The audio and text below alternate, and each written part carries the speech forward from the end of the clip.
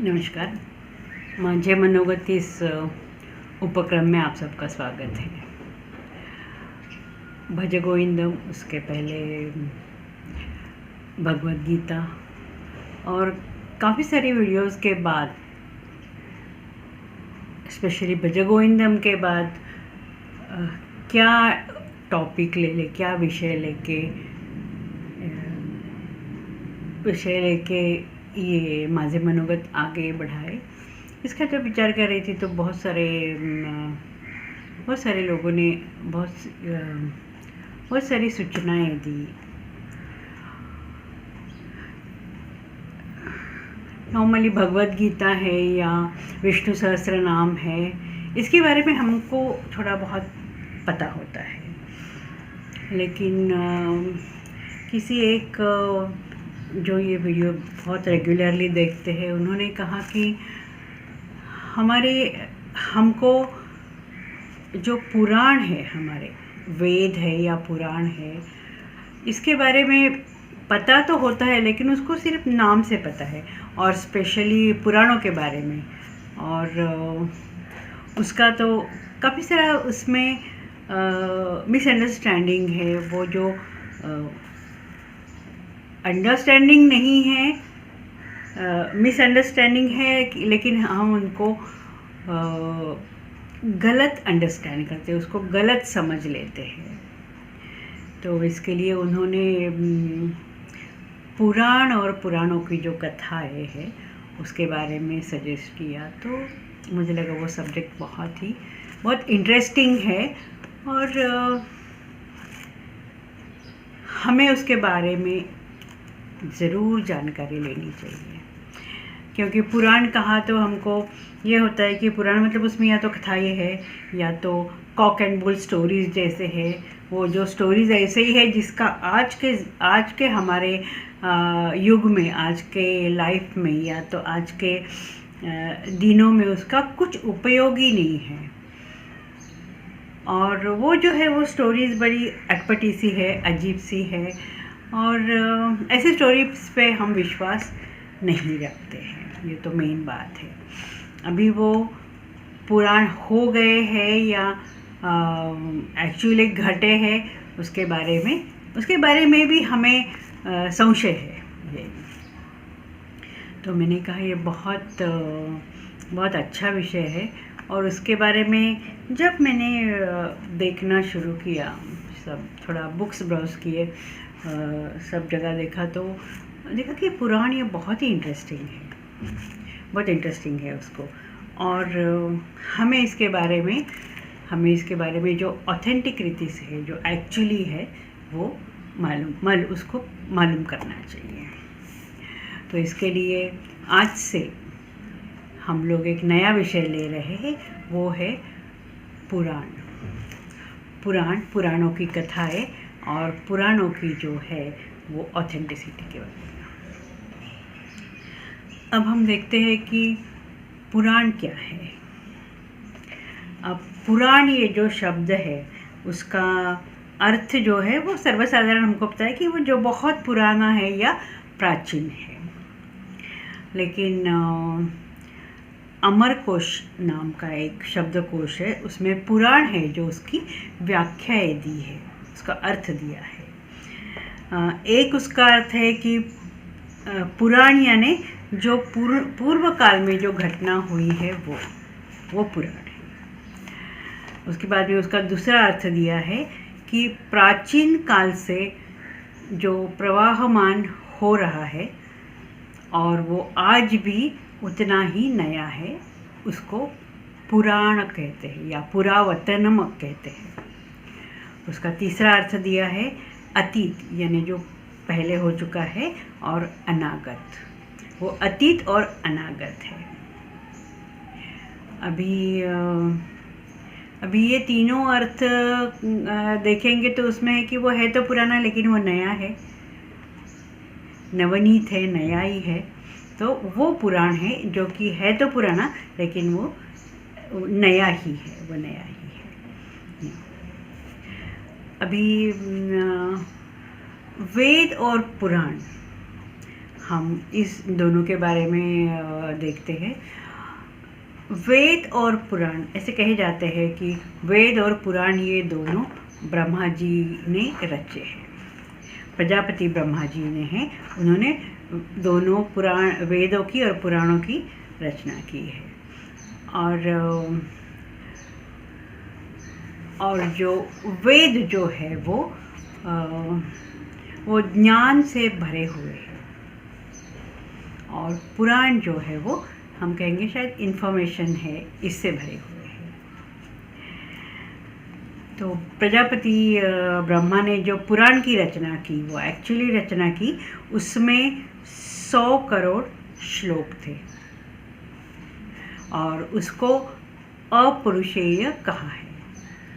अपरुषेय कहा है मतलब किसी उसको पुरुष ने उसको रचा या लिखा नहीं है, वो अपरुषेय है, मतलब पुरुष के बिना, जैसे ब्रह्मा जी ने उनकी रचना की है। ब्रह्मा जी को हम पुरुष मतलब ये नॉर्मल जो हमारी व्याख्या है वैसे पुरुष नहीं मानेंगे, उनको हम लोग प्रजापति ब्रह्मा मानते हैं। प्रजापति ब्रह्मा ही है वो।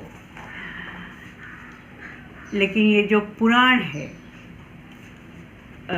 वो समझने के लिए बहुत कठिन थे, और पुराण और वेद वो दोनों ही समझने के लिए बहुत कठिन थे।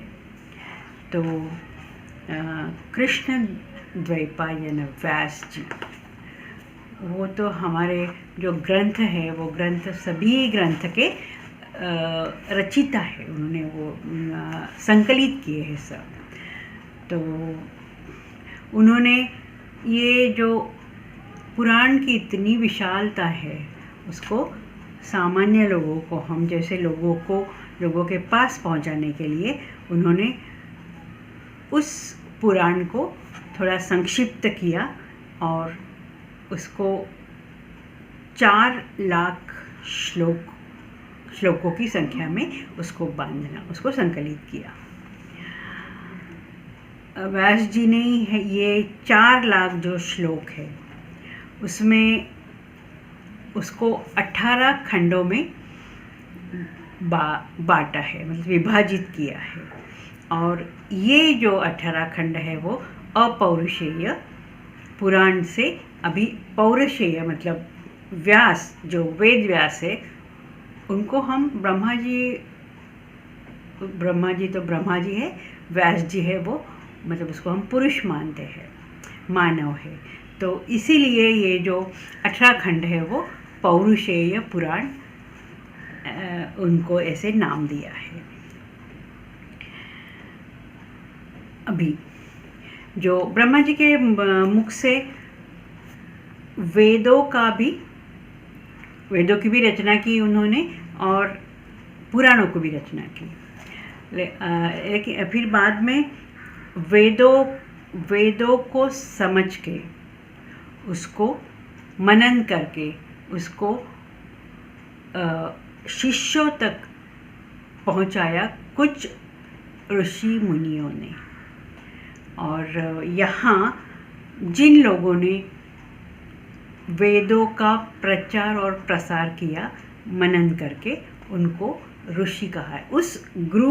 इस ग्रुप को ऋषि कहा है। और जिन ज्ञानी लोगों ने पुराणों का मनन करके उसका प्रसार और प्रचार किया, उन ग्रुप ऑफ ज्ञानी लोगों, उनको मुनि कहा है। देखो, ये यहाँ ऋषि मुनि में ये फ़र्क है। हम लोग नॉर्मली जो वो होते हैं, 2 शब्द होते हैं, ऋषि मुनि, उसके बाद अस्त्र शस्त्र, यज्ञ याग, आचार्य गुरु, इन सबको हम लोग एक ही मानते हैं। अब अस्त्र और शस्त्र हम एक ही मानते हैं, लेकिन अस्त्र और शस्त्र में ये फ़र्क है कि शस्त्र जो है वो हाथ में लेके उसका यूज़ किया जाता है, और अस्त्र जो है वो फेंक के उसका यूज़ किया जाता है। वैसे ही यज्ञ जो है एक एक अकेला जो ऋषि या मुनि वो यज्ञ करे, हवन करे, वो यज्ञ है। लेकिन यही यज्ञ जब पूरा ग्रुप ऑफ पीपल करते हैं, बहुत सारे लोग करते हैं, तो उसको याग कहते हैं। तो ये फ़र्क है। लेकिन नॉर्मल हमारे लाइफ में हम उसको एक ही अर्थ से उसका अर्थ लेते हैं। वैसे ही ऋषि और मुनि का है। जो मुनि जो है वो मननशील है, और मुनि जो है वो मननशील है। उन्होंने वो वेद और पुराण, उसमें से पुराणों का अभ्यास करके, पुराणों का मनन करके उसको सर्वसामान्य लोगों में उसका प्रसार किया। अभी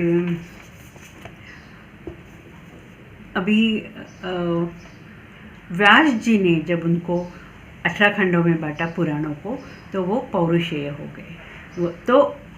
वो पौरुषेय जो पुराण है वो हमें जो अभी अवेलेबल है सब पुराण, वो पौरुषेय पुराण है।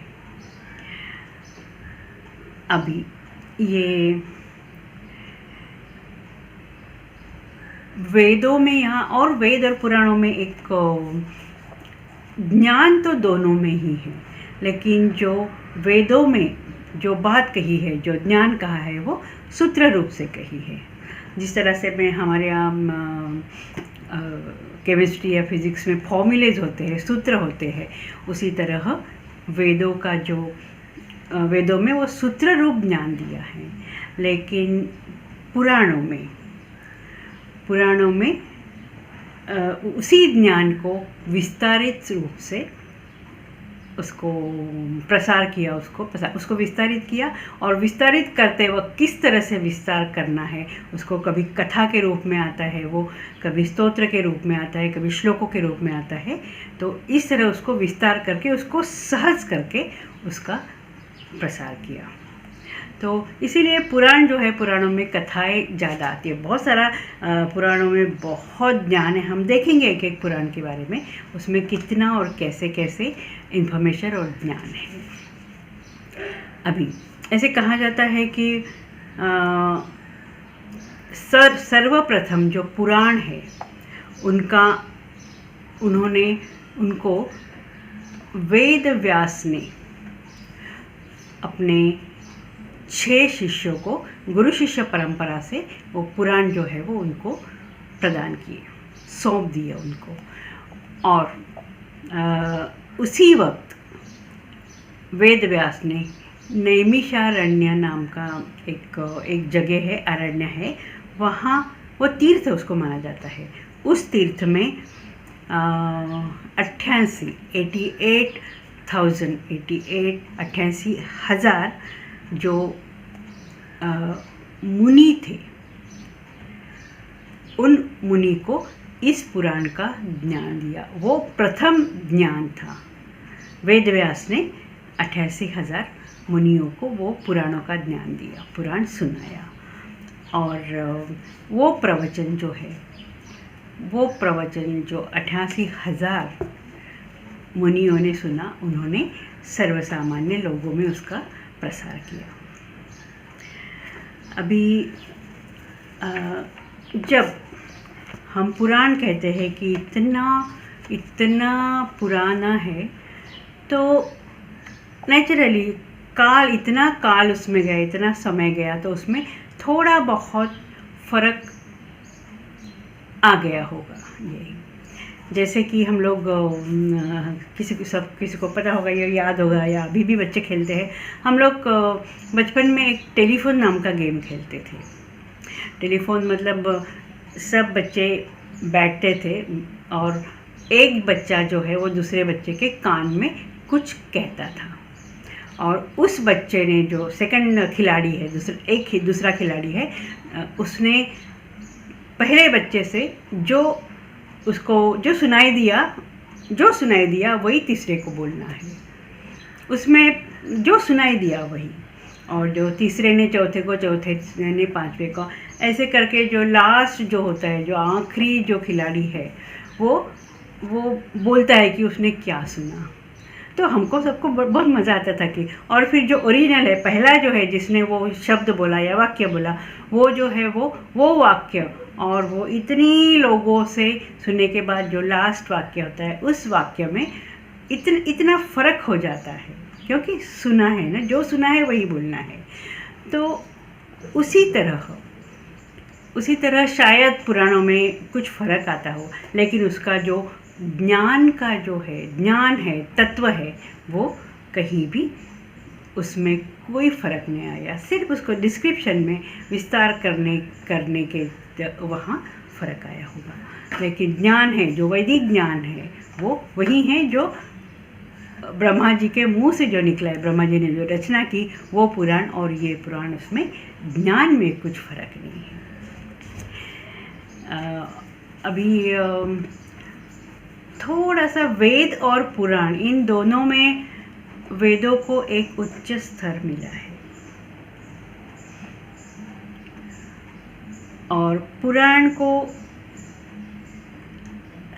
ठीक है, लेकिन पुराण को मतलब पुराण जो शायद कथाएं हैं अलग अलग इसके लिए, लेकिन उसको थोड़ा सा निम्न स्तर दिया है, वही विस्तार के हिसाब से है, ज्ञान के, वैदिक ज्ञान के हिसाब से, और वैदिक ज्ञान ध्यान में रख के उसमें कुछ फ़र्क नहीं है। अभी पुराणों के बारे में और वेदों के बारे में महाभारत में बहुत स्पष्ट किया है। ये महाभारत का जो आदि पर्व है, वहाँ पहले अध्याय में 268 श्लोक में कहा है, इतिहास पुराणाभ्याम वेदम समुपब्रूह्येत्। इसका मतलब है कि इतिहास, पुराण, वेद, ये सब ब्रूह्य, ये सब ज्ञान को ही प्रकट करते हैं। आदि शंकराचार्य जी ने पुराणों को भी वेद मूल ऐसे कहा है, और उनका जो प्रमाण है वो उन्होंने स्वीकार किया है। शंकराचार्य जी कहते हैं कि समूल मिति इतिहास पुराण, मतलब इतिहास और पुराण, उनका जो मूल है वो वेद ही है। तो इस तरह से हम पुराणों का जो मूल है वो देख सकते हैं। अभी पुराण जो है उसका हम पुराणों के बारे में हम लोग थोड़ा उसको देखेंगे, जहाँ तक जो हमारे लिए इन्फॉर्मेटिव है वही। पुराण में जो लक्षण है ये थोड़ा सा टेक्निकल है, पंचलक्षण उसको कहा है, और पुराणों में वो ये पंचलक्षण ये है कि सर्ग, प्रतिसर्ग, वंश, मन्वंतर और वंशानुरीत। हम देखेंगे ये इसको 5 लक्षण कहा है, ये 5 लक्षण क्या है हम देखेंगे। तो हमें अभी ये सब देखने के बाद पता चलेगा कि पुराण सिर्फ कहानी नहीं है, कथा नहीं है, इसमें कितना सारा ज्ञान है। अभी पुराण का जो पहला लक्षण है वो सर्ग है। अब सर्ग का मतलब, सर्ग को हम कहते हैं कि जो सर्ग का मतलब है जो उत्पन्न होना, जो उत्पन्न होता है उसको सर्ग कहते हैं। तो यहाँ हर एक पुराण में शुरू में 1-2 चैप्टर्स होते हैं, वहाँ पूरा सृष्टि का प्रारंभ, सृष्टि का सृजन की जो प्रतिक्रिया होती है, वो प्रक्रिया होती है, वो ब्रह्म से शुरू होती है, ऐसे कहा है। और हर एक पुराण का जो एक विषय है वो सर्ग है। पृथ्वी कहाँ प्रकट हुई, कहाँ से प्रकट हुई, पंचतत्व कहाँ से आ गए। अब पंचतत्वों से वो पंच तन्मात्रा, ये इसकी रचना कैसे हुई, जीव कैसे पैदा हुए, ये सब सर्ग में आते हैं। और इसको हम देखेंगे, धीरे धीरे देखेंगे कि ये जो सृष्टि है उसकी रचना के बारे में कहा है। दूसरा है प्रतिसर्ग। दूसरा लक्षण है प्रतिसर्ग। प्रतिसर्ग का मतलब है सर्ग उत्पन्न होना और प्रतिसर्ग उसका लय होना। और प्रतिसर्ग का क्या है कि पूरा प्रलय हो जाता है। और यहाँ हमारे पुराणों में या हमारे वेदांत में, वेदांत के आध्यात्मिक ग्रंथों में कहा है कि कल्प का अंत, मतलब जब अंत होगा तो जो ब्रह्मा जी का एक दिन होगा तब पूरी सृष्टि जो है वो लय हो जाएगी।